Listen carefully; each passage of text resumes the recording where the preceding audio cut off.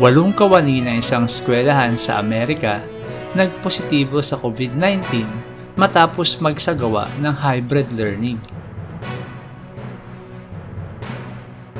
Officials with the Clark County School District held a news conference Friday to provide an update after the first week of hybrid learning.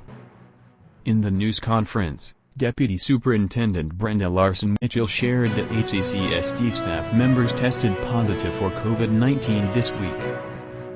Of those individuals, some were working remotely and some were on campus as part of the hybrid model. Larson-Mitchell did not disclose a breakdown as to how many were on campus versus at home. However, she did say that in an abundance of caution, some staff members and students were quarantined as a result of the positive cases. Shortly after the news conference, the district provided the following breakdown of which schools the infected staff members worked at. However, they did not specify the schools where the staff member had been on campus rather than at home.